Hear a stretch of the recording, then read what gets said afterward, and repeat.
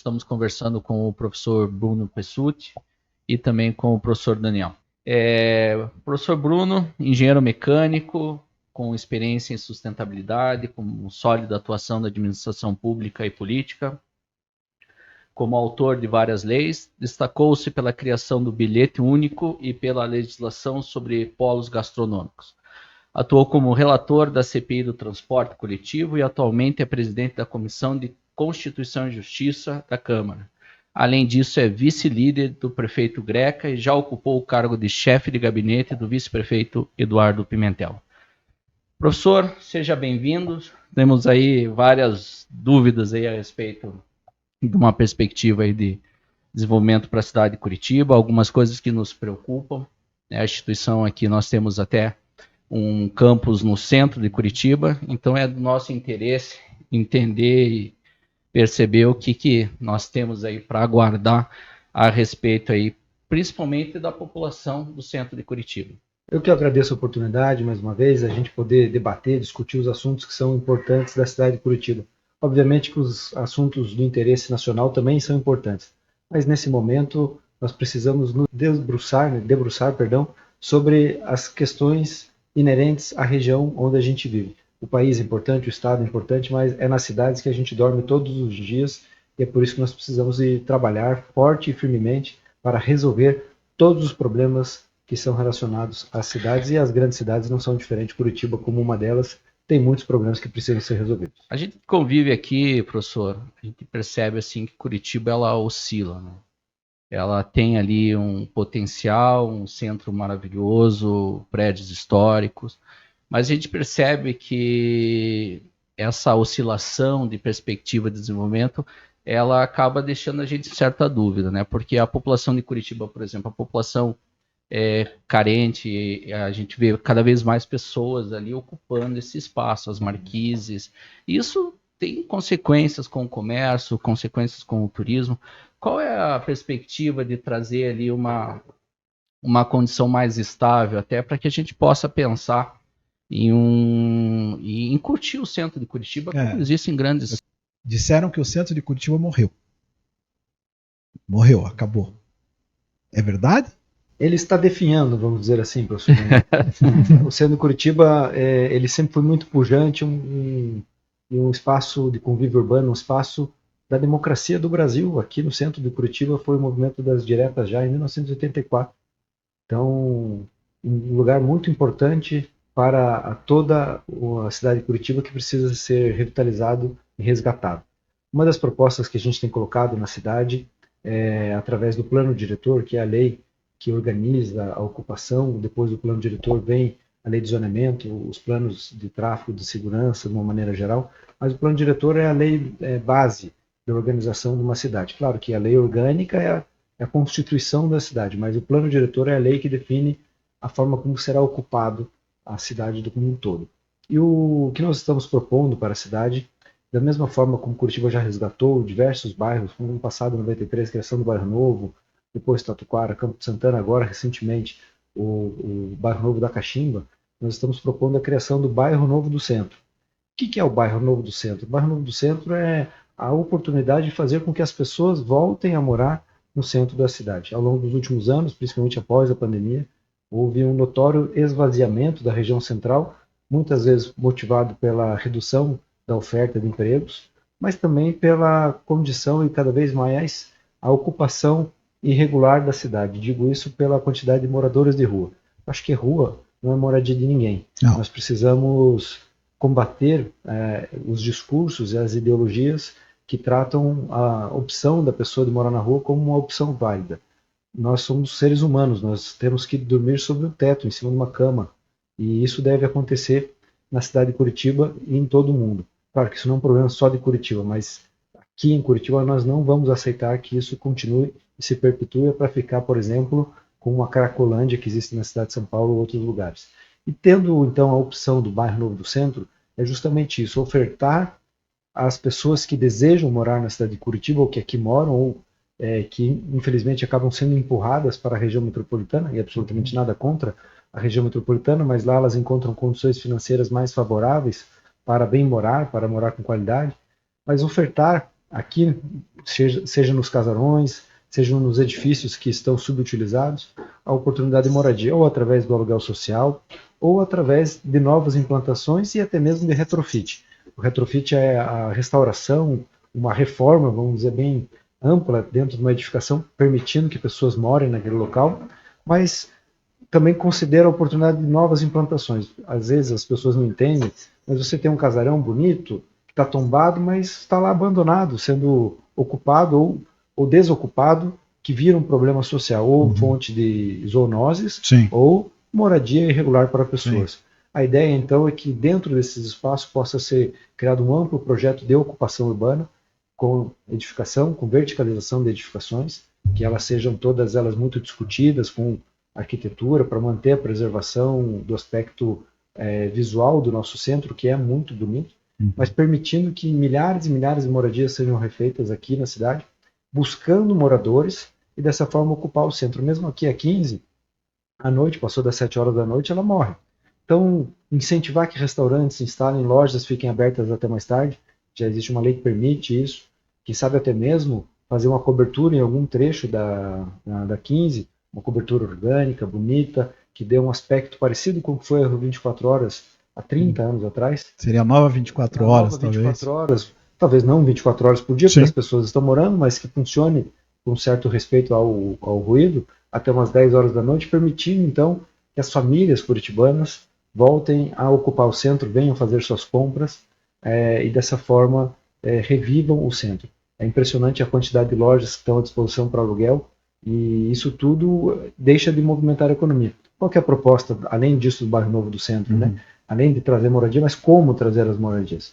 Primeiro, através do potencial construtivo, permitindo que as edificações tenham parâmetros construtivos maiores do que elas poderiam ter no momento.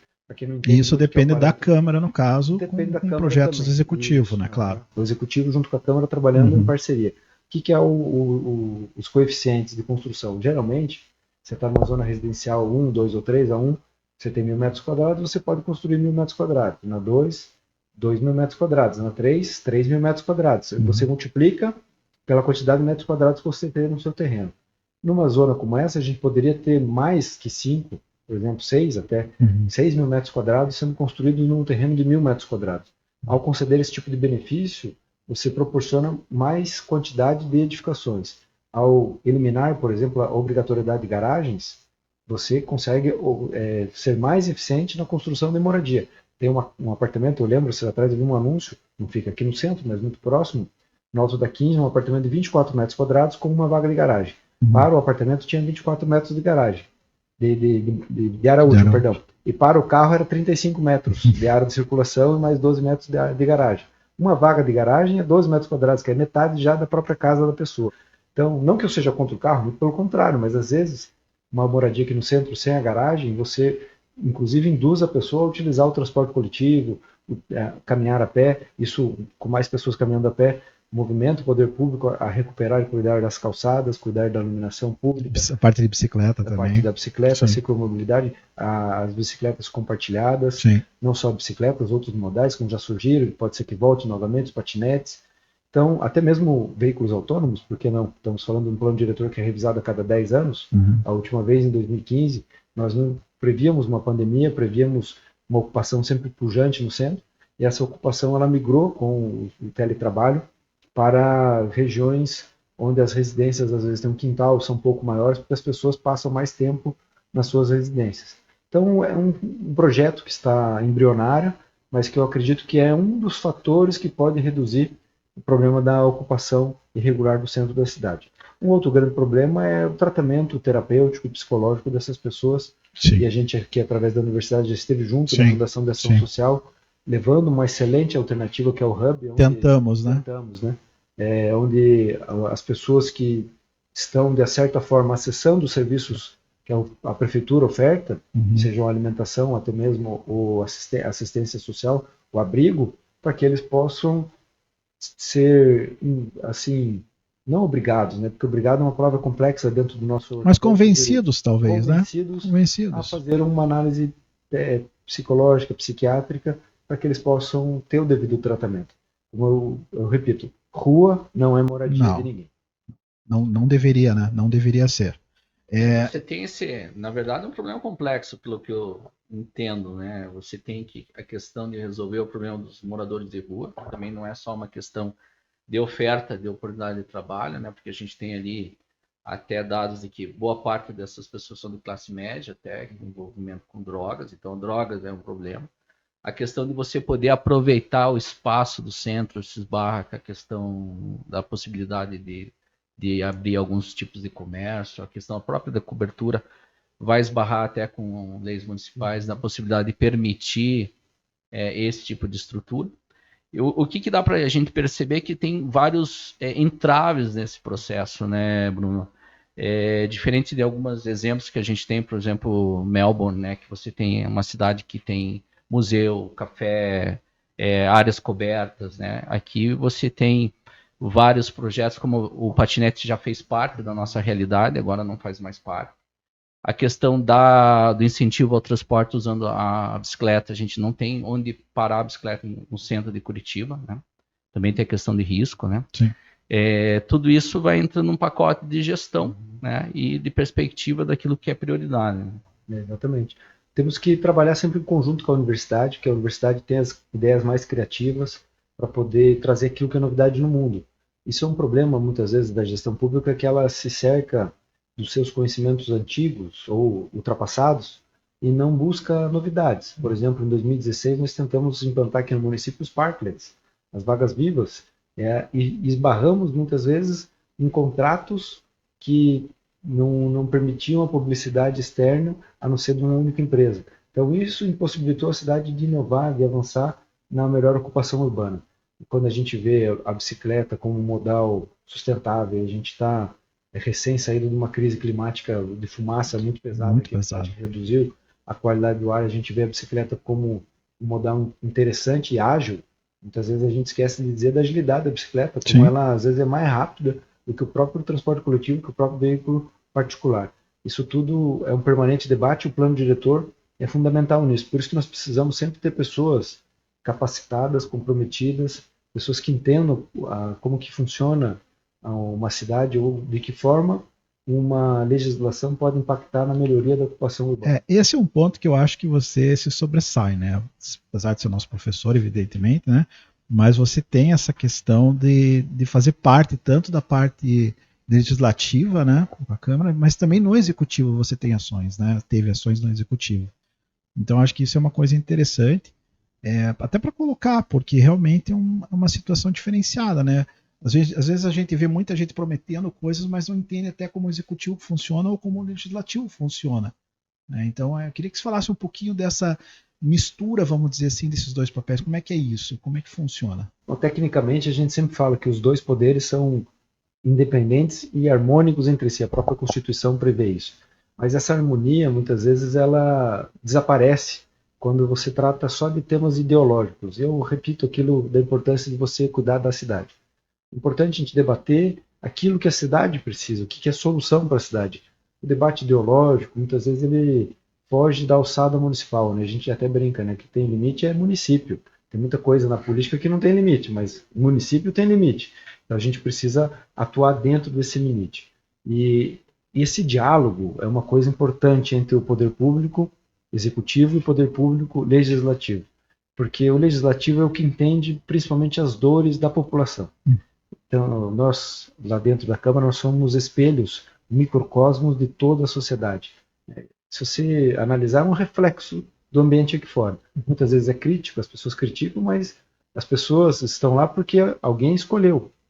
Claro que devido às proporções partidárias, mas dentro de um universo é bem basicamente aquilo, um espectro, uma escala em tamanho reduzido da nossa sociedade. O Poder Executivo, pelo contrário, executa um orçamento, executa as políticas públicas que estão previstas, mas é um debate muito amplo que precisa ser feito, mas principalmente no campo do diálogo. Um diálogo permanente, um diálogo construtivo, deixando um pouco as ideologias de lado, mas pensando no resultado, na solução. Esse é um foco que precisa ser retomado. O foco no resultado e na solução. Não adianta muitas vezes a gente ficar preocupado só com a origem do problema. Nós precisamos encontrar caminhos para o resultado. E a questão da moradia de rua é um desses problemas. Não precisamos debater exatamente qual é a origem do problema. Se foi só a questão A gente sabe, é a questão da droga, é a questão do cara que não quer saber nada, não tá nada com nada, quer morar na rua mesmo, é bandido que está misturado com eles, travestido de morador de Que rua. gera até uma de ouvir. economia ali, né? Uma economia da bandidagem, Informal, uma economia né? informal de drogas, né? Então, o que nós temos que buscar é a solução. Quais são as melhores soluções dentro da legalidade, inclusive até propor aí sempre os nossos deputados federais as possibilidades de alteração legislativa para que o poder público municipal possa agir dentro das possibilidades boas, com eficiência. A proposta que nós tínhamos levado era uma proposta muito boa, que poderia resolver, e iria resolver 100% do problema, não, isso é utópico, mas a gente poderia ajudar a resolver um início, um pouco do problema que foi colocado. Falando em proposta boa, tem uma que eu particularmente gosto, que são os polos gastronômicos, né? Eu acho que isso trouxe aí uma possibilidade aí do pessoal curtir vários espaços Você de Curitiba, 90% da população que não está em regime, né? E podemos esperar mais dentro dessa possibilidade, até no centro de Curitiba, já que depois das 6 aqui morrem, né? Com certeza, essa revitalização dos espaços urbanos com um olhar para a vocação daquele espaço, ela é fundamental. A prefeitura muitas vezes precisa sair do seu lugar comum, do seu lugar de conforto, melhor dizendo, para estar ao lado do empreendedor e ao lado da sociedade, pensando como que aqueles locais podem ser melhores. Os polos gastronômicos é isso, mas ainda que seja uma ideia que já vem se perpetuando desde 2015, apenas agora em 2024 nós tivemos o primeiro sendo efetivamente implantado no município. Em 2018 a gente criou a lei do polo gastronômico da Prudente de Moraes, não foi o primeiro, já tivemos da Itupava, da Prudente de Moraes, da Água Verde, do Alto Juevê, todos os locais que têm vocação para alimentação fora do lar, que é o termo que o pessoal da Brasel, da Associação dos Bares e Restaurantes, mais gosta. E agora o da Prudente de Moraes ele foi... Qual que é o termo? Alimentação fora do lar. Alimentação fora do lar. Não sabia essa informação. Esse é um termo que eles gostam de falar. Então, quando você... E quer dizer o que isso? Fora do ar? Fora do lar. Fora do lar. Fora de casa. Fora de casa. Aí, quando você tem a prefeitura fazendo a Prudente de Moraes a revitalização, é um início de um modelo de polo gastronômico que a gente quer na cidade. Qual que é a vantagem? Né? Você rebaixa a iluminação, melhora o piso, torna ele mais fácil para caminhar, tira um pouco, ainda que tenha lá aquela calçadinha irregular, mas põe um piso de concreto, que é mais fácil para as moças de sapato, para as pessoas que têm dificuldade de locomoção, melhora a urbanização, retira os fios, enterra os fios, deixa um ambiente bonito.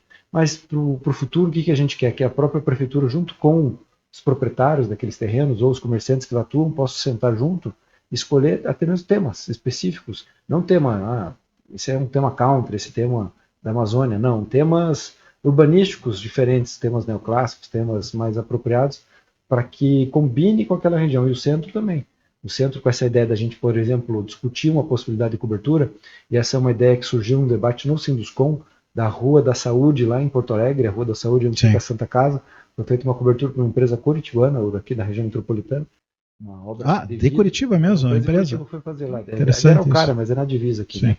Da Brafer. É Grande Curitiba. Da Grande Curitiba. Isso. Foi lá, e aqui a gente muitas vezes não consegue inovar na ocupação urbana. Curitiba é refém da vanguarda do passado. Nós somos muito inovadores no passado. Continuamos sendo uma cidade inovadora, mas agora mais na área da tecnologia.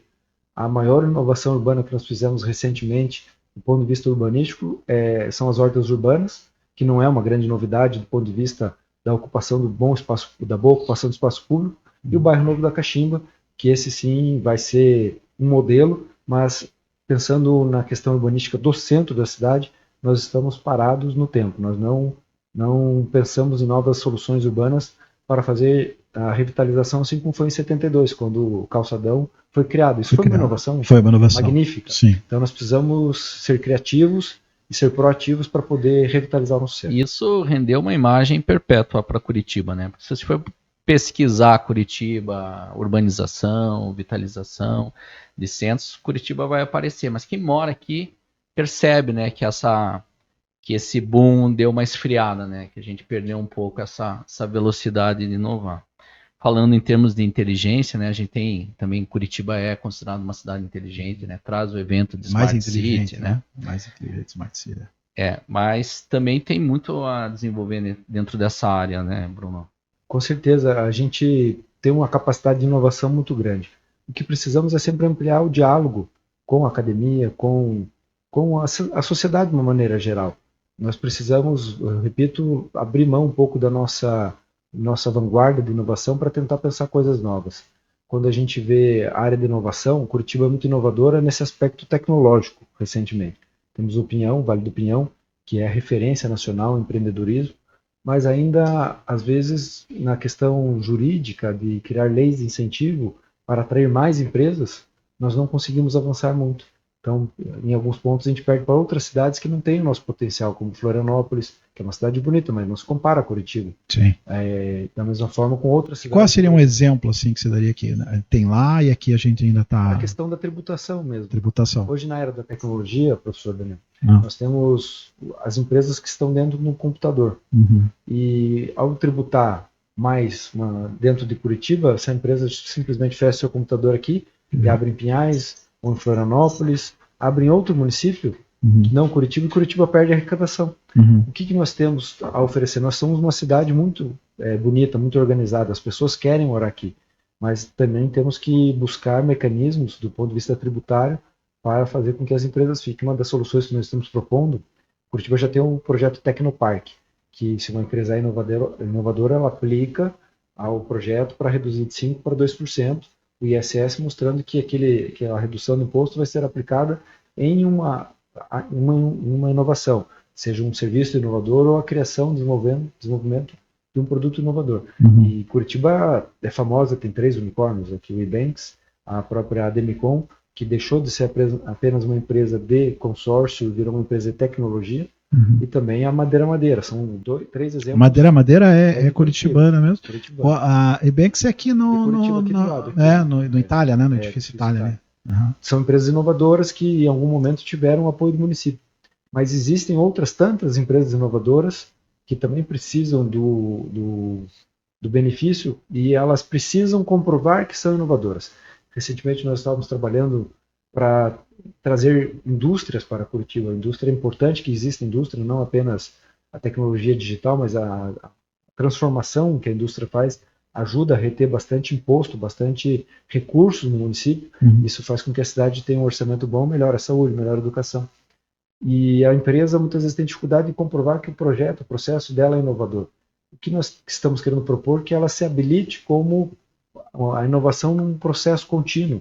Não precisa necessariamente comprovar de que ela tem um processo que é inovador, sendo que ela é uma empresa inovadora num amplo espectro. Sim. Quando você aplica inovação no seu dia a dia, seja em conceitos ou quando você traz investimentos para a cidade, você está inovando de certa forma. Sim. Uma empresa que está em sede em Joinville, uma empresa que tem sede em Ponta Grossa ou em São Paulo, uma grande big tech dessas de bancos, se elas puderem vir para Curitiba, trazendo toda a sua massa crítica de engenheiros, de técnicos, de pessoas que trabalham aqui, essas pessoas virem morar em Curitiba, consumirem em Curitiba, trazer seus filhos para estudar em Curitiba, isso também ser considerado uma inovação e reduzindo a tributação dessa empresa vinculada ao faturamento, conforme vai aumentando o faturamento, menos ela vai pagando de imposto, isso nós vamos fazer com que a cidade cresça ainda mais nessa guerra tributária que nós vamos. A inovação ficaria no processo, então. Se ele consegue mostrar que o processo é feito de uma forma mais eficiente, ele enquadraria nessa ideia de inovação. Não precisa ofertar um produto ou um serviço. Hoje vocês têm o hub de inovação, que é ali o Vale do Pinhão, né? Isso. Eu considero como um hub também de inovação e tecnologia. Também, né? Tem mais algum planejado para Curitiba? O próprio Vale do Pinhão está crescendo tanto que ele deixará de ser, em certo momento,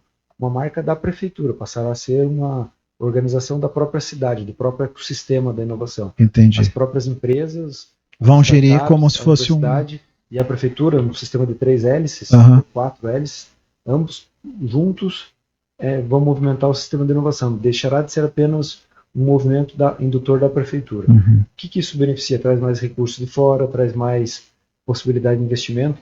Nós temos acompanhado alguns pitches de captação de recursos, onde boas ideias têm a possibilidade de acessar 100 mil, 200 mil reais para iniciar. E nós queremos transformar também o nosso Vale do Pinhão, no Fundo de Inovação de Curitiba, num anjo inovador curitibano. Já tem um anjo inovador do Estado, mas fazer o anjo inovador curitibano, onde boas ideias, você coloca uma boa ideia no papel, e essa boa ideia possa ser incentivada, sem a fundo perdido. para poder se virar realmente uma boa ideia. Vou dar um exemplo. Por exemplo, na área da cultura existe a Lei Rouanet e tem o mecenato municipal. Projetos culturais, uma apresentação artística de balé, teatro, dança, ou livros, ou publicação de DVD, CDs, música. Se esse projeto for entendido como um bom projeto cultural, tiver nota para isso, em toda uma avaliação crítica feita por um comitê, ele recebe a autorização para captação de recursos. E esse produtor cultural, esse artista, vai numa empresa e busca uma parte do IPTU e do ISS que aquela empresa estaria devendo para o município.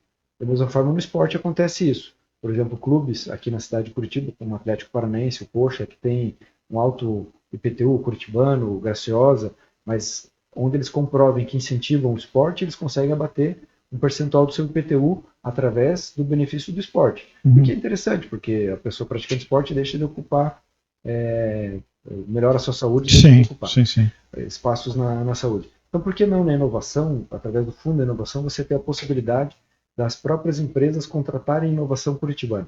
Deixa eu dar um exemplo. Uma empresa como a New Holland, onde eu trabalhei, ela vai contratar um serviço de limpeza de placa solar que ela tem instalado em cima das suas instalações. Se uma startup curitibana desenvolver um sistema de drone, por exemplo, um uso de drone para limpeza de placas fotovoltaicas, e é uma startup que está surgindo, e ela está habilitada a captar recursos, por que a New Holland não pode, então, contratar essa empresa, que é uma empresa inovadora e é um projeto escalável, isso pode ser replicado no Brasil e no mundo inteiro, e abater do seu imposto de vida aquele incentivo que ela fez para a inovação? Isso vai ser transformador no município, e a gente pode dar aqui diversas oportunidades de startups que podem surgir, que são escaláveis e que podem se transformar num grande modelo de negócio. E mais legal, levar o nome de Curitiba, ter dado certo em Curitiba, é uma coisa que funciona no Brasil e no mundo inteiro.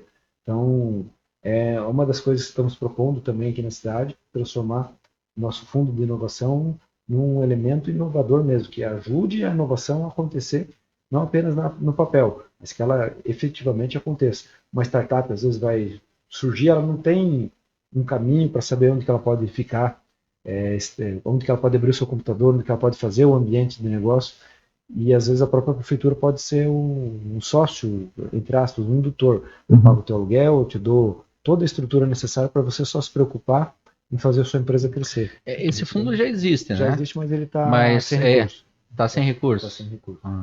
Então, isso é só uma perspectiva ainda de futuro. De futuro para os próximos mandatos, para melhorar, transformar o fundo de inovação em uma coisa bastante importante no município. O mecanismo já está pronto, né? Só falta vir as ideias e concretizar essa implantação. Precisa mudar alguma coisa na legislação sempre para melhorar a captação de recursos. Vocês pretendem envolver também escola municipal, alguma coisa nesse sentido? Por exemplo, através da FabLab, né, que é as impressoras 3D, a gente tem conhecimento de uma empresa que está desenvolvendo um sistema de telhado verde, que pode ser impresso em impressora 3D dentro do município. Imagina as crianças mesmo poder fazer um suporte de um produto que vai plantar uma grama ou um outro vegetal mais perene, que seja leve, que seja possível de colocar no telhado e ajude a absorver a água da chuva e evitar que essa água da chuva chegue logo de cara nas galerias, provocando alagamentos. Então,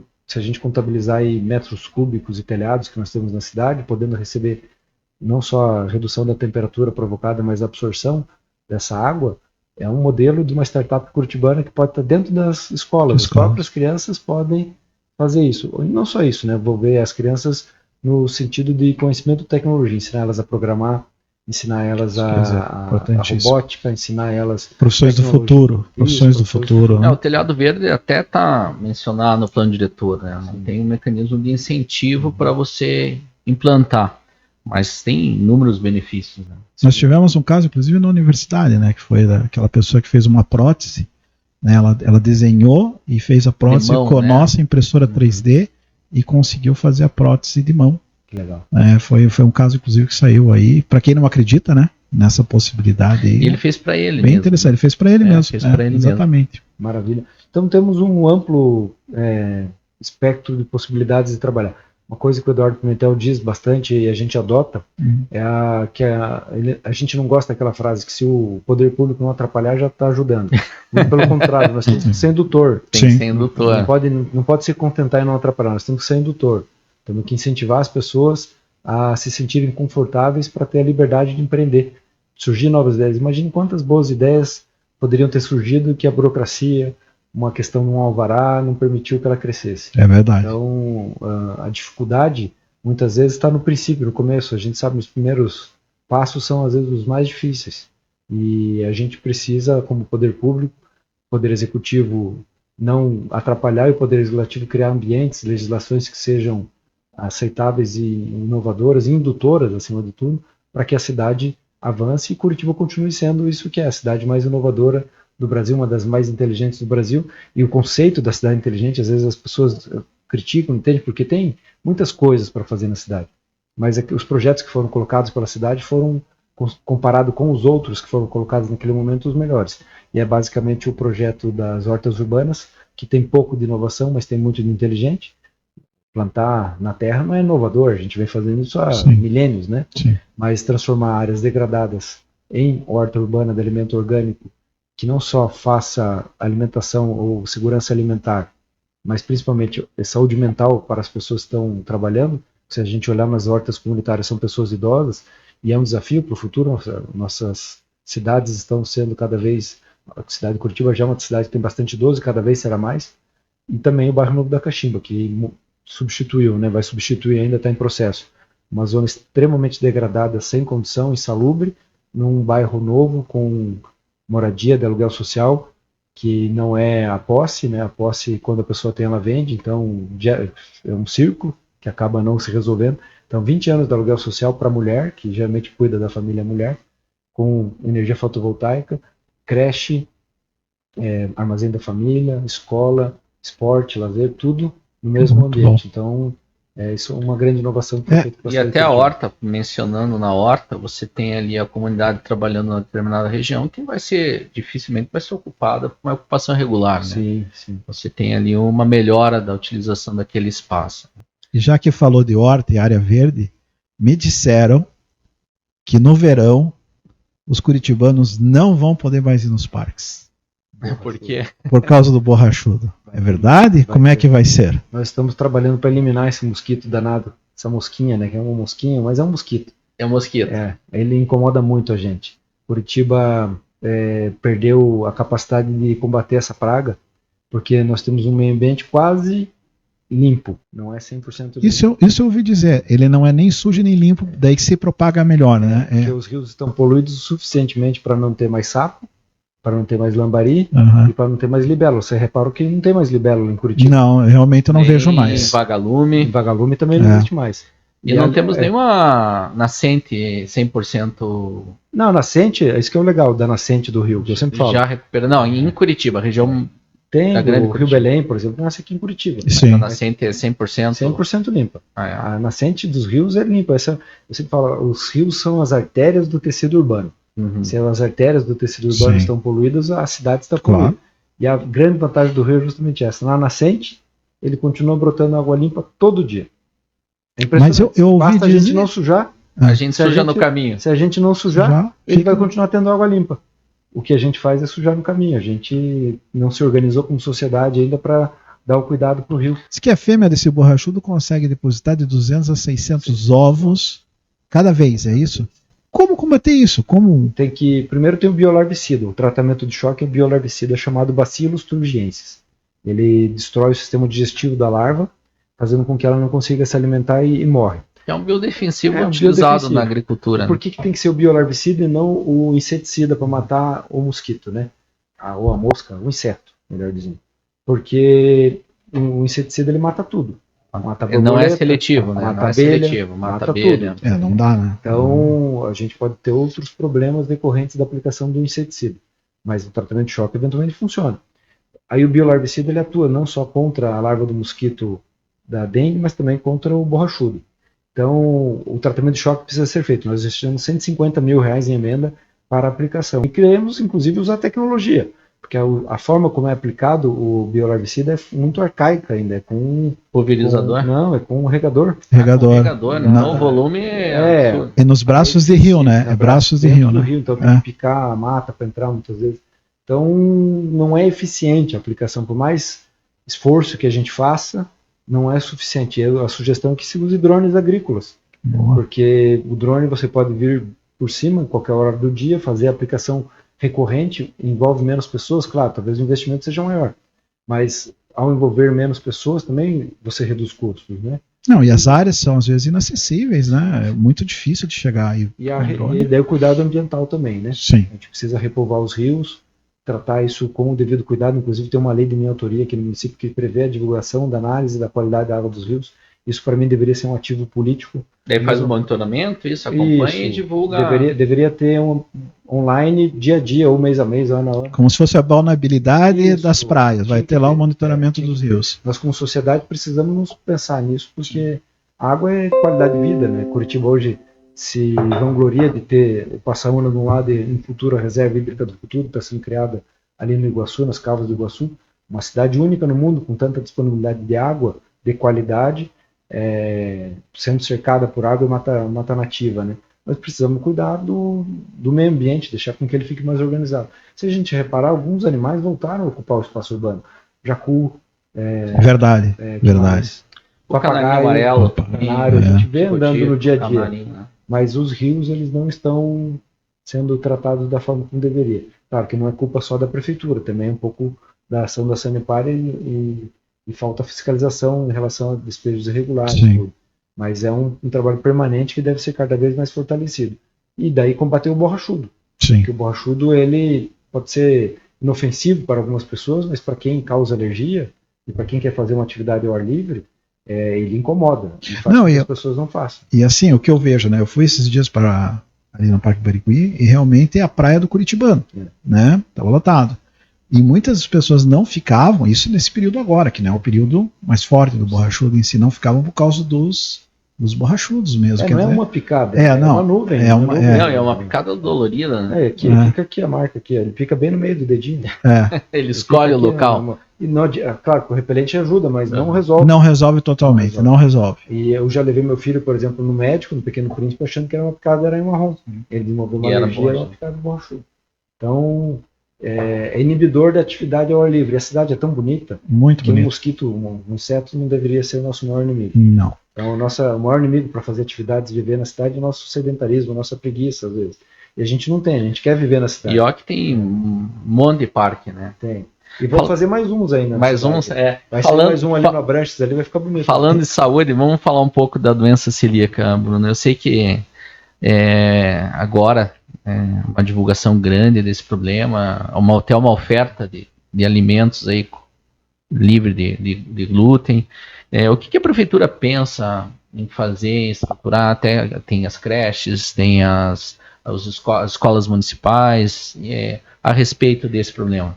A doença celíaca ela está sendo tratada com respeito a partir da gente, quando a gente começou a trabalhar em cima disso, né? Muitas vezes ela era tratada como mimimi. É só brincadeira, a pessoa acha que é frescura, que ela não pode comer glúten, não pode comer pão.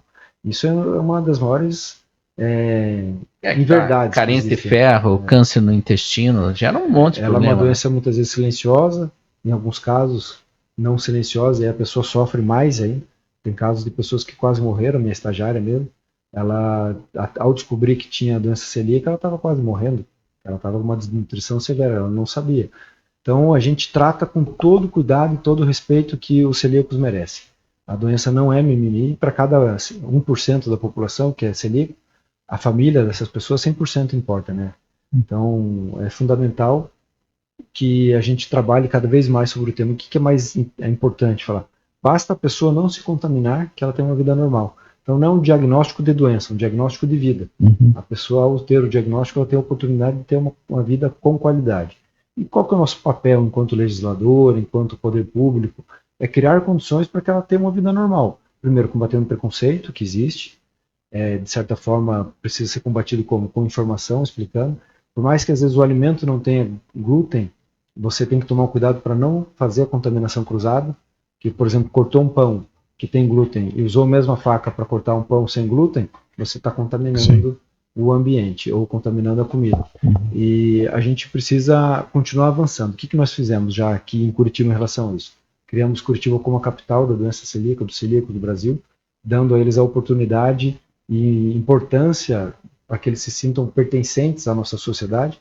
O celíaco muitas vezes se sente excluído, porque ele não pode ir no restaurante, ele não pode sair numa balada, ele não pode ir no jogo de futebol, ele não pode ir no show da pedreira, não podia nem ir para o hospital, porque no hospital não tinha a segurança de alimentação. Então nós fizemos Curitiba capital da doença celíaca, depois isso derivou também na rota gastronômica, com a identificação dos locais que tem a comida certificada ou comida sem glúten com segurança para que ele possa sair de casa, e também para que outros celíacos de outras regiões possam vir para Curitiba. Às vezes você não sabe, mas uma pessoa super renomada na sociedade pode ser celíaca, a gente não sabe. E ele poderá vir morar em Curitiba, inclusive, para ter uma qualidade de vida. E recentemente, muita alegria, a gente conseguiu aprovar o passaporte celíaco. Antes era mais amplo, mas o que nós conseguimos é desde já imediatamente nos hospitais, porque teve casos de pessoas que estavam se alimentando com comida sem glúten, mas havia contaminação cruzada. E a pessoa, buscando uma melhoria na qualidade de vida dentro do hospital, estava piorando, quase morrendo. Então surgiu a proposta do passaporte celíaco para que tenha um ambiente separado, uma certificação. E como que tira esse passaporte? Como que é isso? Não, o passaporte Explica é essa liberdade da pessoa que tem essa restrição alimentar, ela se autodeclarar, né, chegar no hospital, eu tenho doença celíaca ou alergia ao glúten, que são coisas diferentes, né? E o hospital já providenciar uma alimentação certificada. Não basta ser apenas a marmita, né? Que foi descongelada. Ela precisa ter sido descongelada e aquecida num ambiente específico. Os talheres ou têm que ser descartáveis ou talheres específicos que não tenham nunca passado por outro ou contato com outro tipo de para evitar justamente então, a contaminação. Passaporte também para aqueles hospitais que não dão a liberdade que não davam, agora eles têm que dar a oportunidade da pessoa levar a sua alimentação certificada. Né? Então, sim, tinha essa restrição até para a questão do controle de infecção. Eles ficam com a questão do controle biológico. Biológico. E o próximo passo é fazer esse grande avanço para grandes eventos e jogos esportivos aqui em Curitiba. Se alimentar. Sim. Não pode nem tomar, às vezes, uma cervejinha sem glúten. Não tem nem identificação, né? Não sabe, né? Não tem. Então, no jogo de futebol, vai comer uma pipoca, nem sempre a pipoca em si, o milho não tem glúten. Mas pode ter um aditivo, o tempero pode ter, se a panela pessoa fizer pode qualquer ter. coisa ali, vender uma paçoca junto, se a pessoa é muito sensível...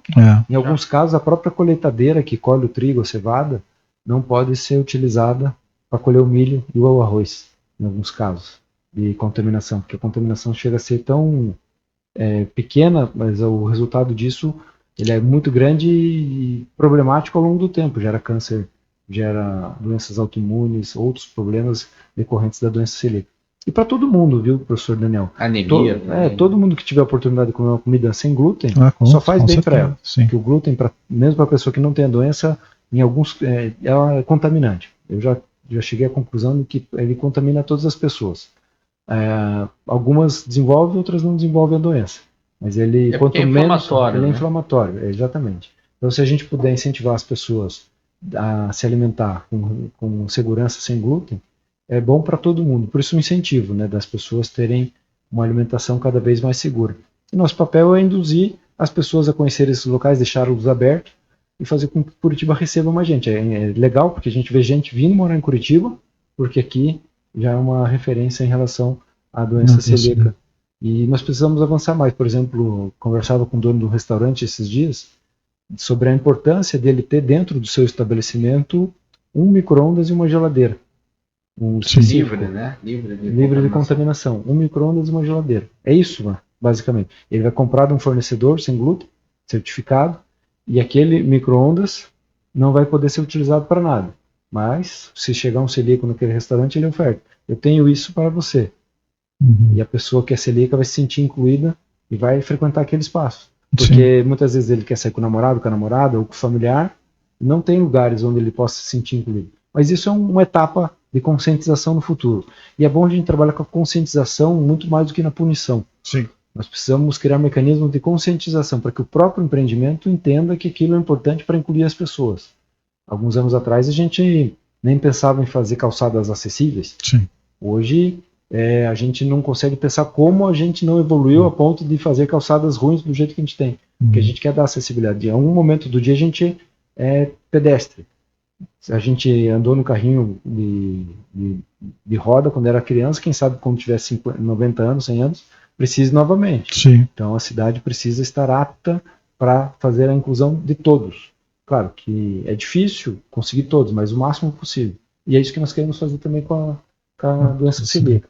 Daqui a 5, 10 anos, isso ser tão natural que todos os estabelecimentos tenham, vai fazer um evento com os amigos, um coffee break, sempre pedir um salgadinho sem glúten, sabe? Nem que seja um industrializado. Vai no jogo de futebol, tem um espaço específico. Isso vai evoluir para isso. Isso faz uma diferença enorme, né? Para as pessoas que têm essa sensibilidade ao glúten, que viajam, né? Tem cidades que elas se sentem super, nem se sentem celíacas, né? Bariloche, por exemplo, qualquer café que você vai, tem lá um croissant, tem um bolo, alguma coisa sem glúten servido de forma segura.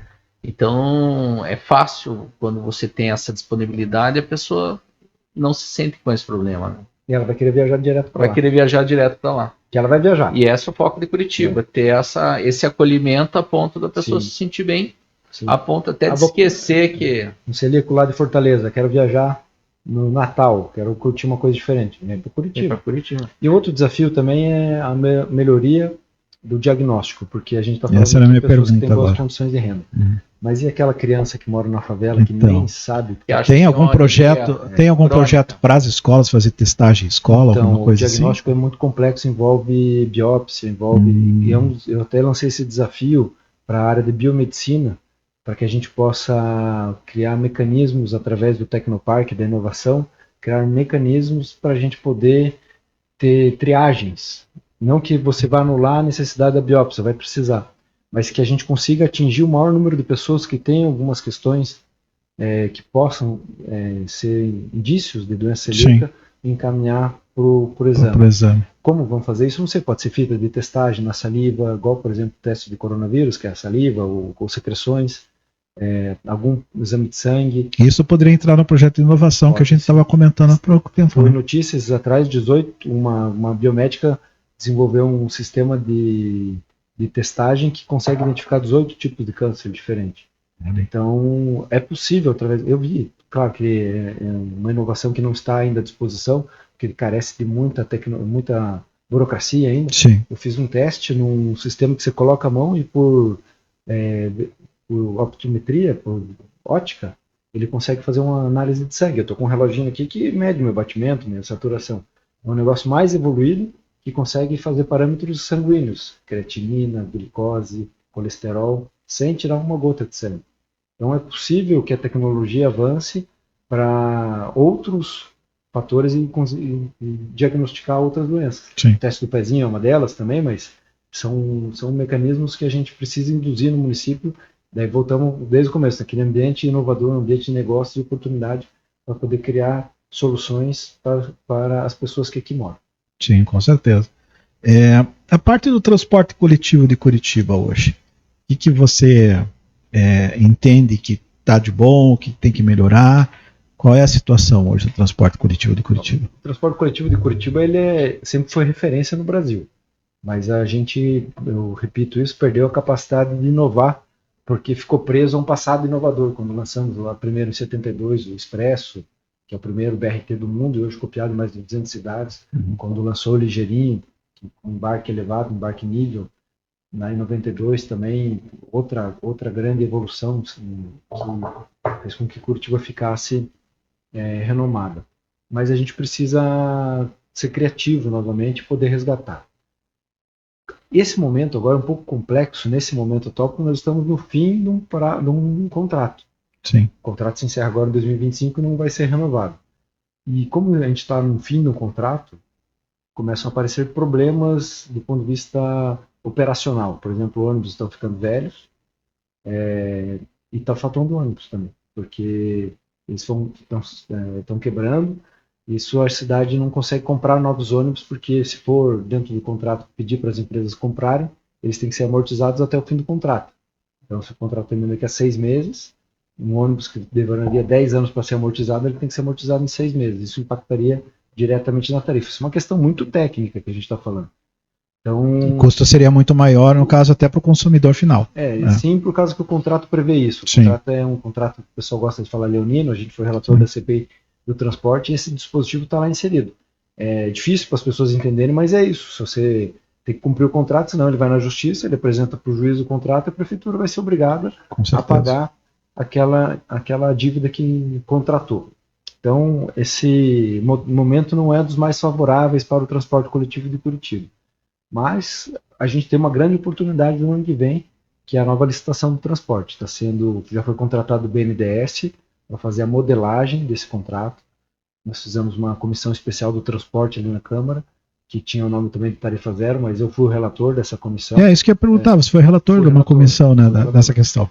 A nossa experiência é muito grande nessa área, né? A gente conhece a fundo todos os aspectos que compõem a tarifa, ou que deveriam compor a tarifa, ou que não deveriam também compor a tarifa.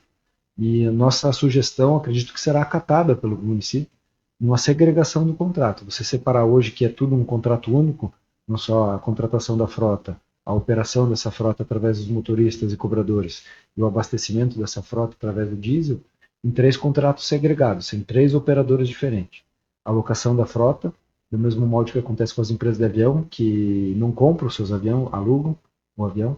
Hoje, a contratação da frota e a manutenção da frota é muito custoso para o contrato. Quando você compra um ônibus de R$1 milhão, o contrato prevê 8% ao ano de manutenção daquele veículo. Então, em 10 anos de vida útil, você vai pagar 80% do valor do ônibus novo em manutenção. Imagina, é um valor, acredito eu, extremamente elevado.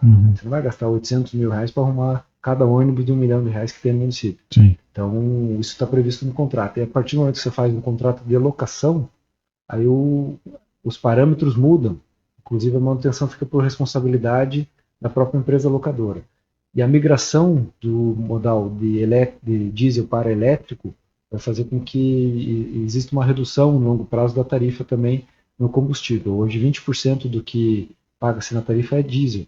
São 6 milhões de litros de diesel por mês consumidos em Curitiba. Então, 20% da tarifa técnica, de R$7 aproximadamente, é diesel. E a partir do momento que a gente migra para o ônibus elétrico, não que a gente vá ser possível de gerar nesse primeiro momento toda a nossa energia. Nós temos a pirâmide solar da Caximba, que gera bastante energia. Vamos colocar painéis, já estão sendo instalados nos terminais de ônibus, nos armazéns gerais da prefeitura, nos grandes telhados urbanos, mas talvez não seja o suficiente para o próprio consumo da frota. Mas mesmo assim, se a gente comprar a energia no mercado, ela é mais barata do que o combustível. Com certeza. Então, tende a se reduzir o custo dessa despesa. E a outra é a operação, que aí sim é os funcionários trabalhando. E a ideia que a gente colocou lá, professor, é da segregação dos 3 contratos, sendo a locação e o combustível e a movimentação sendo bancadas pelo poder público. E transformando-se em tarifa apenas a operação. Se a gente conseguir emplacar isso, a operação hoje corresponde a 50% da tarifa. Então a gente já poderia reduzir a tarifa do transporte coletivo em 50%, somente fazendo essa mudança da avaliação contratual, transformando um único contrato em 3. 50% a menos na tarifa? Poderia ser reduzido para 50% do valor bastante, atual da tarifa técnica, né? Tarifa social. Sim. Não dos R$6, dos R$7 aproximadamente. Ou isso é variável. Mas esse contrato de 30 a 35 anos será um divisor de águas, porque nós aí partiremos para ônibus elétrico. Não sei se já teve a oportunidade de andar no ônibus elétrico. Já. Ele tem carregador Wi-Fi, tem ar-condicionado, outra é silencioso. Outro mundo, né? Eu sei que é difícil pedir isso para as pessoas, porque são trabalhadores, merecem todo o respeito. Mas esse momento de transição é sempre muito complexo. Mas assim que a nova licitação for finalizada, Curitiba terá novamente a oportunidade de ser relevante e ser inovadora no transporte. Da mesma forma que estamos fazendo um novo contrato, também estamos investindo R$1,5 bilhão na requalificação da linha do Inter 2, com canaletas exclusivas, vias exclusivas, novas estações, que custam muito caro, são estações climatizadas. Claro, não vai ficar perfeito, mas vai ficar bem melhor do que já está hoje. E o benefício de você ter ônibus elétricos que consomem menos combustível e são mais eficientes é poder atender melhor a população no bairro. A última milha, né, o deslocamento de última milha, que é o que faz com que os ônibus muitas vezes fiquem carregados. A gente estava lá no Tatuquara, no Campo de Santana, recentemente, e viu a dor da população, né? E ter que pegar um ônibus 5 horas da manhã, às vezes longe de casa, em lugar escuro, perigoso, ônibus lotado. E por que ele é lotado? Porque o atual contrato prevê a remuneração por passageiro pagante, por tarifa, por catraca que gira.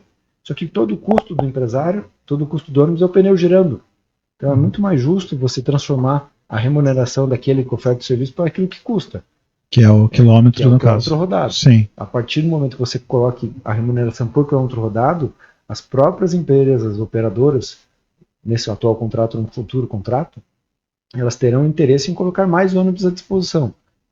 O que acontece hoje? Como o passageiro que paga a tarifa é o faturamento, acontece às vezes o ônibus sair de circulação, porque a receita está lá esperando no ponto.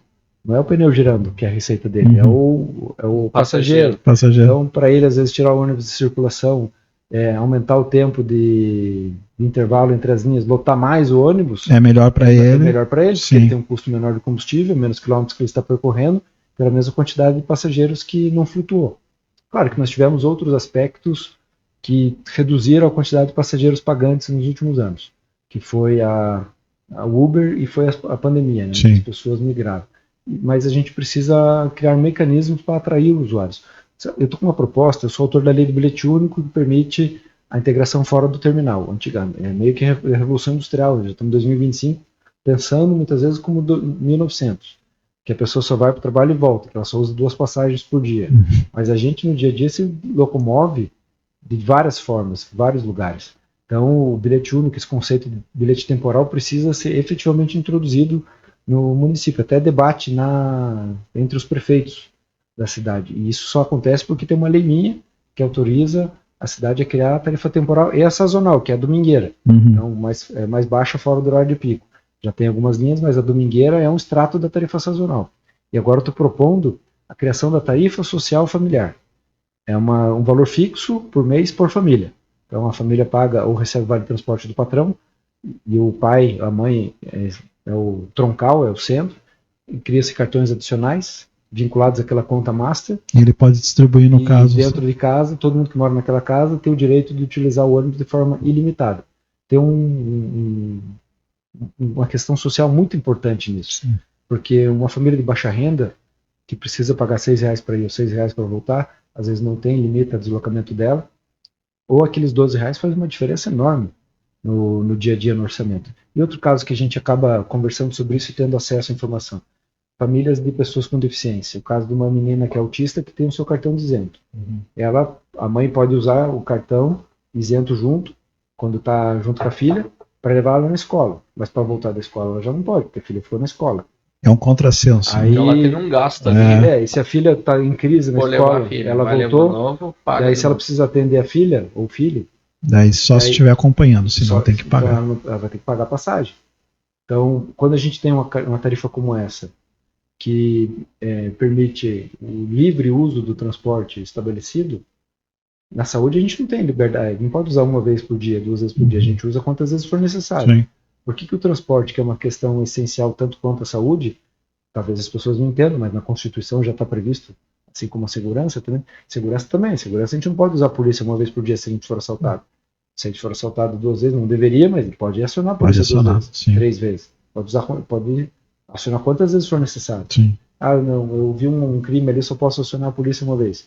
Claro que a gente está aqui exagerando na metáfora, né, na analogia. Mas o transporte, para muitas pessoas, se fosse considerado dessa forma, daria o direito à cidade, e quando a gente dá essa possibilidade, não é só o direito à cidade, o deslocamento, é saúde, é educação, oportunidades de emprego. Qualidade de vida, né? Às vezes a pessoa deixa de ir numa consulta de saúde porque não tem dinheiro. Deixa de fazer uma atividade física no clube da gente porque não tem dinheiro para pagar passagem. Ela faz a conta, eu prefiro comprar 1 litro de leite hoje ou pagar a passagem. Ainda que a passagem seja um custo elevado, buscar sempre a justiça desse preço, até mesmo os R$3,50 que a gente fala, R$4 que pode custar no futuro, no novo contrato, é bastante para muita gente para ir voltar. Isso é mais famílias numerosas. Então é um novo conceito que a gente quer inserir para os gestores públicos, o Poder Executivo, pensar. Porque vai ter subsídio de qualquer forma, o sistema não se sustenta sozinho. Sim, vai ter que ter. Então, temos que criar mecanismos para fazer com que as pessoas voltem a utilizar o ônibus, voltem a utilizar o transporte coletivo, evitar de usar outros meios de transporte que são perigosos, que podem causar acidente. E é dessa forma que a gente quer trabalhar, focado na solução e boas soluções, e soluções que são viáveis. Eu não inventei isso do dia para a noite. Eu pensei nisso, fui pesquisar e já vi que alguns lugares no mundo já utilizam. Sim, o bilhete único.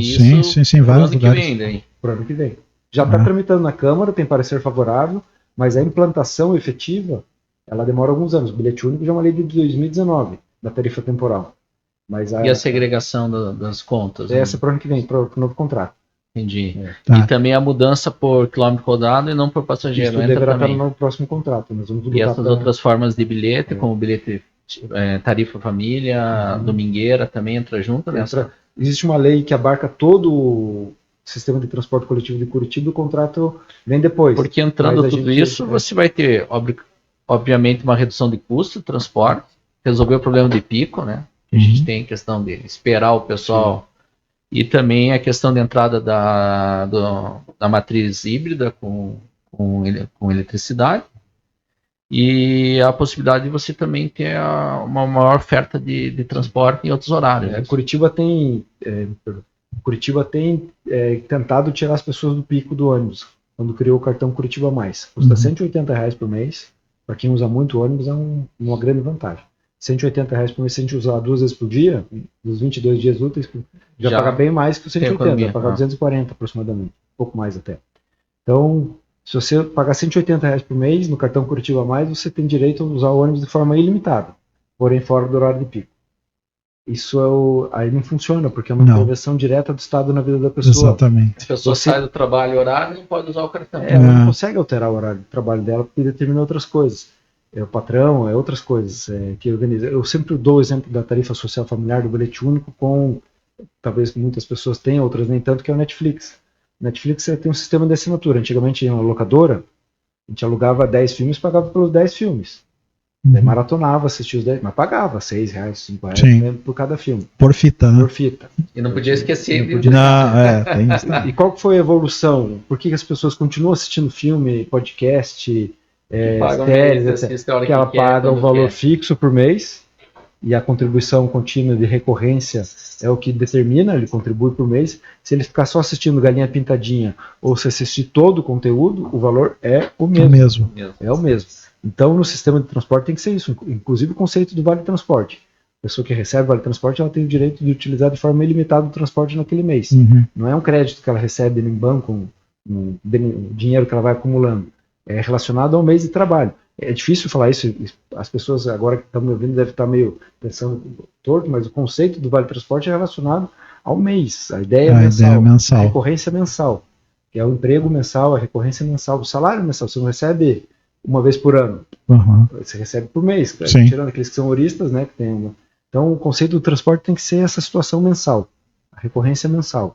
Aí disso a gente pode fazer com que as pessoas voltem a utilizar o transporte coletivo sem uma interferência direta do Estado, porque quando a gente obriga a pessoa a passar dentro de um terminal para ela fazer o caminho para não ter que pagar a ultrapassagem, é um pouco arcaico do ponto de vista lógico, né? A gente que estuda aqui sabe, a pessoa, ninguém é melhor do que a própria pessoa saber como que ela vai fazer para chegar no seu destino. Não sou eu como Estado que vou lá, não, você vai ter que passar no terminal do Cabral, você vai sair lá do Santa Cândida, vai passar no terminal do Cabral, vai esperar 20 minutos, o outro ônibus chegar para chegar no seu destino. Quando ele poderia ter descido no meio do caminho e pegou outro ônibus. Então, isso a gente está falando do Cabral, mas se você estiver no Santa Cândida, algumas linhas só vão para o terminal do Cabral, outras só vão para o terminal de Santa Cândida.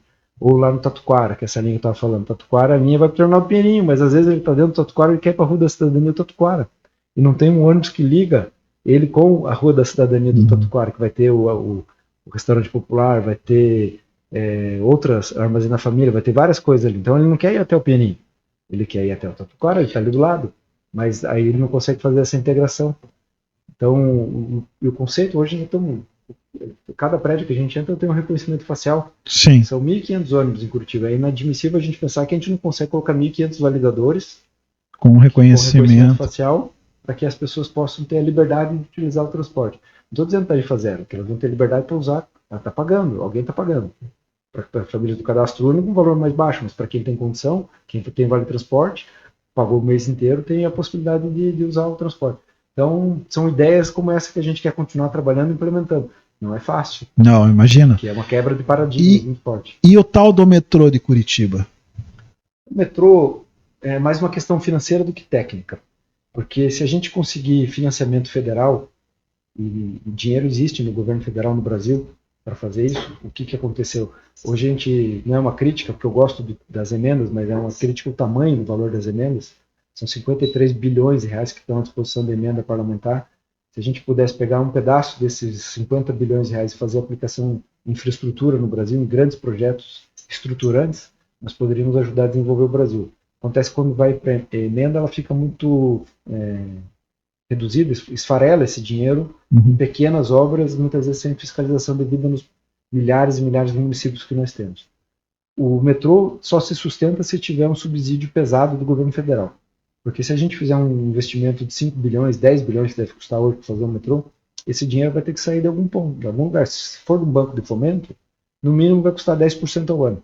Sim. E esses 10% ao ano de 10 bilhões de reais, não sei, 100 milhões? 100 milhões, sim, Só de custo fixo, só sim. de manutenção dos juros. Sem pagamento ainda das parcelas, né? E aí, ao longo dos 35 anos do contrato, esses 10 bilhões vão ter que voltar amortizados para o operador, se for um operador privado. Então, vai ter que ir dividindo todo esse financiamento ao longo dos anos. Isso faz com que o valor fixo financeiro do negócio fique muito elevado. Se a gente reduzir a taxa de juros no Brasil, ou se conseguir um financiamento subsidiado lá fora, banco francês, banco chinês, eu não sei, um banco de fomento, sim, que consiga reduzir isso para 2%, 5% ao ano, aí o negócio começa a ter mais viabilidade financeira.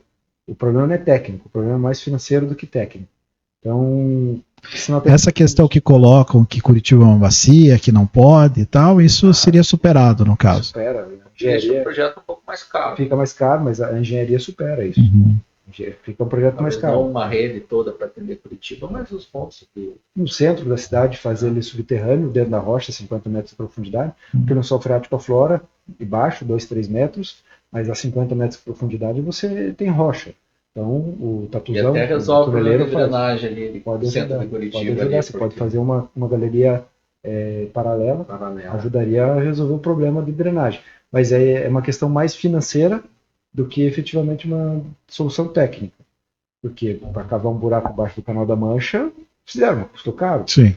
Então é mais uma questão financeira do que técnica. Daí é um debate que a sociedade precisa fazer. Porque esse recurso de 5, 10 bilhões de reais, que falta para todo mundo, mas o Curitiba tem no orçamento. Onde que é prioritário aplicar? Se a gente tem capacidade de fazer um uso bom no transporte coletivo com ônibus elétrico biarticulado que vem funcionando, precisa ser melhorado sempre, mas funciona. Se a gente quer colocar esse dinheiro em metrô, qual serviço público a gente vai poder abrir mão de qualidade? Por exemplo, a gente poderia aplicar esse recurso em saúde. É isso que eu ia falar, poderia ser educação, em saúde. Pode aplicar em urbanismo, segurança. Então é um debate que a sociedade precisa fazer. Eu acredito nesse momento que é melhor a gente aplicar em saúde, segurança, educação, do que em metrô, nesse momento. Mas pode ser que a cidade cresça, principalmente a região metropolitana, para a gente buscar novas soluções. E talvez o metrô não seja mais ideal mesmo. O próprio uso do VLT, veículo leve sob trilho, ou monorails, aéreos, dependendo da região, não no centro da cidade, mas mais afastados, silenciosos, acredito que pode ser uma solução mais eficiente e barata, talvez. Mais barata do que o metrô. Principalmente por causa da questão financeira. Não é uma solução, a solução não é técnica. Técnica, o metrô, você cava o primeiro buraco, bota o tatuzão no tuneleiro, ele abre um buraco e vai. Ele vai, tem uma dificuldade de fazer curva, mas onde ele vai, depois vai abrindo buraco. São Paulo fez. Não é uma questão técnica, o problema é o financiamento, é financeiro. E se ele for muito caro, até ele fica insustentável. O município vai ter que colocar aporte do orçamento para manter um sistema que não é financeiramente sustentável, em detrimento de outras aplicações necessárias, né? Sim. A gente tem hoje uma fila de 200 mil pessoas que precisam do atendimento de saúde das especialidades que poderia ser resolvido. Curitiba já está fazendo mais um hospital na Zona Sul, mas não só isso, precisa sustentar o hospital aberto, isso custa dinheiro. Fazer o hospital, a construção do hospital é a coisa mais fácil. O problema é manter ele aberto. Nós temos que zerar a fila de creche. Nós temos 9.000 crianças que estão na fila de espera. Então, acredito que o dinheiro que hoje nós investiríamos no metrô poderia ser muito mais bem utilizado em outras áreas essenciais da cidade. Mas a questão, como eu repito, ela não é uma questão técnica, é uma questão financeira. Aí de escolha da população. Da população mesmo. Vai ser uma discussão grande, no caso, né? Se fosse apresentado um projeto. E a questão da saúde em Curitiba? A saúde ela é um desafio, o financiamento dela a nível federal. Ontem mesmo a gente debatia como o governo federal não consegue atualizar os valores dos procedimentos. E depois da pandemia, muitas pessoas deixaram de utilizar o sistema de saúde particular privado, ou até mesmo aqueles que utilizam migram para o serviço de saúde. Para quem tem câncer, por exemplo, é mais fácil ser tratado no sistema público de saúde, na Erasmo-Guedes, aqui em Curitiba, do que na rede privada. Aí a gente precisa ter financiamento do governo federal, mais efetivo. Curitiba ainda faz a coparticipação, coloca dinheiro, no início da gestão era 1,5 bilhão, hoje se aproxima quase 4 bilhões de reais de orçamento, mas ainda não é suficiente. Então precisamos avançar. Qual que é uma das propostas? Parceria com a rede privada. Você pega, por exemplo, ali o CETAC, a Quanta, são clínicas de diagnóstico por imagem, que muitas vezes estão com horários vazios, obsoletos, tem horários à noite, madrugada, poderia as pessoas da rede pública acessar aquele serviço de qualidade para ter um melhor atendimento de saúde. Mas é um debate amplo e permanente. E nós temos que ia funcionar como tipo um reembolso, assim, ó, vai lá pro particular, usa, pega um voucher e depois ou assim, ou a própria prefeitura banca com substituição tributária, né? Desde a pessoa isso pode funcionar para a saúde, porque é animal, saúde única também, né? Uhum. A pessoa do cadastro único, daí tem todas as questões de renda que são atinentes, né? Por isso que zerar a fila, né? Mas a pessoa que vai lá, a prefeitura dá um voucher, uns R$800 para ou ela paga 2% de ISS, é 5%, ela baixa para 2%, e aquele valor de saldo entre 2% e aqueles 3%, virão procedimentos realizados lá dentro. Então é uma forma de você poder abrir ou tentar zerar a fila. E na saúde animal da mesma forma. Você está fazendo o hospital veterinário, tá? Beleza? É isso que a gente tinha comentado agora, o hospital veterinário. Uma das oportunidades também é usar a rede privada que já existe. Uma clínica, um hospital veterinário. Como a nossa lá também. Bom, eu não sei o valor, mas eu posso imaginar que até o custo operacional no hospital público para um hospital privado pode ser até menor, né? O privado deve ser menor até. Se você pensar no custo para o governo, né? Manter aquele procedimento no hospital público, se puder fazer isso. É mais eficiente, bem mais eficiente. Então você ter o hospital, o convênio com a universidade, o convênio com as clínicas que já são existentes, para fazer esse atendimento é mais eficiente. E é um debate que a gente quer levar. Não sou contra o hospital público veterinário, sim. Mas eu acho que a gente pode ampliar a oferta de atendimento utilizando as universidades e as próprias clínicas que já existem descentralizadas no município. Porque se a gente tem um hospital veterinário que fica na região norte e outro na região sul, as pessoas que precisam acessar aquele serviço gratuito, às vezes não têm condição de levar. E a gente está tratando, por exemplo, de casos como esporotricose dos gatos, que é uma questão problemática, bem problemática, que vai ocupar vagas e vai tornar com que o atendimento seja mais complexo do que simples uma consulta. Porque tem que internar, um simples diagnóstico, né? Muito mais. Da mesma forma, daí eu queria falar sobre outras questões, como o ônibus elétrico. Por que ele é importante? Custa caro? Custa caro. Mas ele custa caro, mas qual que é a vantagem dele? Cada ônibus desse tem a condição de reduzir mais de 30 toneladas de emissão de monóxido de carbono e de dióxido de carbono na atmosfera. Então, o nosso ar vai ser mais respirável. Tendo um ar mais respirável, as pessoas vão ficar menos doentes e reduz o custo de saúde. Quando a gente tem um transporte coletivo eficiente, que as pessoas deixam de migrar para a moto como meio de transporte único e secundário, não, vou migrar para a moto, porque eu usei o ônibus 3 vezes por dia, me custou R$18, é o preço que eu tenho uma moto. Então eu compro uma moto, né? A pessoa sofre um acidente, quebra uma perna, quando ela não morre, ela fica extremamente sequelada. O custo e velocidade. Se você resolve a questão de custo e também de velocidade, né? De agilidade, vamos dizer assim. Então, aqui foi até providencial. Ó, tocou meu celular aqui, na verdade, não é um toque de celular de acabar, né? É um alarme. É um alarme da casa, né? E foi providencial na pergunta, né? E a segurança? Segurança pública, nós temos que atuar firmemente na tecnologia e na muralha digital. Temos que avançar ainda mais na muralha digital para que... Muralha digital? Uma muralha digital é como se fosse um software. Já tem lá no hipervisor urbano, são a Guarda Municipal e agentes que ficam olhando as câmeras urbanas, o olhar da inteligência artificial. A inteligência artificial reconhecer padrões E vai ter reconhecimento facial? Isso tudo é permitido já? Então, esse é o debate. Não avançou por causa desse debate de que algumas questões da LGPD não permitem. Mas padrões comportamentais, placas de carro, não só nessa pessoa. Padrões de roupa, pessoa de verde ficou muito tempo parada num ponto onde ela não fica parada. Reconhecer padrões. E disso surgirem alertas de cuidado. E agora uma mudança que vai existir no Congresso Nacional, que é a criação das polícias municipais, a transformação da guarda em polícia. Guarda em polícia, isso também é um outro ponto. Vai ser também um divisor de águas, porque municípios como Curitiba, que tem condição financeira de fazer aporte em segurança, vai fazer com que o policiamento ostensivo seja mais efetivo. Isso não só nos parques, nas praças, mas em toda a cidade. Que tem diferença significativa, né? A guarda relacionada com o patrimônio. Né? Polícia, você já amplia ali a questão do serviço prestado para a sociedade, é isso? E aí o investimento fica mais pesado.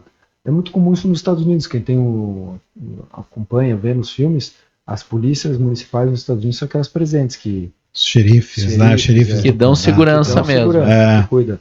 Que resolve conflito. O inspetor do quarteirão ali é o que resolve. Conhece, sabe, né? A população. É o que para a briga. É isso mesmo. Então... diminui a confusão. É uma oportunidade que acredito, vai fazer diferença. Mas são debates permanentes e a gente precisa sempre de pessoas capacitadas e comprometidas com a cidade, não apenas com a ideologia ou com usar a vereança como trampolim para outros cargos. Pois é. Bom, gente, chegamos aí ao final dessa conversa com o professor Bruno Pessutti. Trouxe aí várias expectativas para nós, principalmente relacionado com questão de saúde, questão de inovação, questão de transporte, né? Vamos aguardar aí o ano que vem, o final do ano que vem, a questão da votação. Vai ser debatido na Bolsa de Valores de Nova York. Acredito que até o final do ano que vem já esteja em operação, ou pelo menos finalizado o processo licitatório. Ok. Que não seja tão demorado quanto os pedágios. Tomara. Que não seja. Não isso aí, pessoal. Federais, né, que são pedágios federais, precisa da anuência do ministro, lá, uma burocracia enorme, e as pessoas morrendo todos os dias nas estradas. Pois é. Então a burocracia mata a gente. Agradecer mais uma vez, então. Obrigado, né? Estamos à disposição. Encerrando mais um Campus Connect da Uniensino, com o professor Bruno Pessutti, professor Ângelo, né? E eu aqui, professor Leandro. 3 professores. 3 professores. Obrigado, Ângelo. Obrigado, Daniel. Até uma próxima oportunidade. Valeu. Obrigado. Tchau. Tchau.